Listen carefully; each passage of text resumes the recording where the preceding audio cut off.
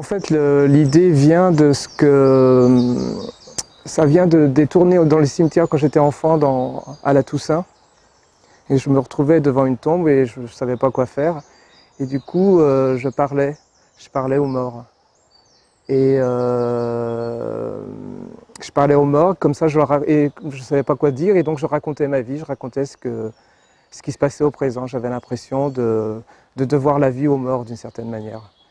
Et donc, il y a aussi l'influence des films de Ford, parce que dans un cinéaste que j'aime beaucoup, dans les films de Ford, il y a beaucoup de scènes comme ça, où il y a des gens qui viennent parler aux morts et ils racontent leur vie. C'est une manière de raconter ce qu'on ne peut pas raconter aux vivants, en fait. On raconte aux morts ce qu'on ne peut pas dire. C'est une sorte de psychanalyse, mais qui se passe dans la nature, devant les arbres, dans le vent. Voilà. Après, on a essayé de faire donc l'installation comme une sorte de... Les bannières servent à guider, et après on rentre dans une espèce d'un petit enclos de texte, et c'est un endroit de recueillement, en fait. L'idée, c'était de retrouver un petit peu les livres, en fait. Comme si c'était des grandes pages de livres qui étaient affichées dans la nature.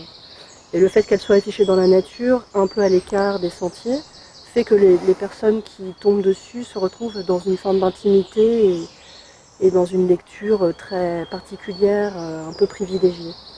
Et les graphismes, en fait, c'était pour faire une évocation de la nature de notre coin ici, la Normandie. C'est-à-dire qu'on a à la fois les falaises, à la fois les ronds que dessinent les rochers dans le sable à Varangeville. Et puis les couleurs, ce sont les couleurs de la mer et du ciel, et aussi les couleurs des falaises.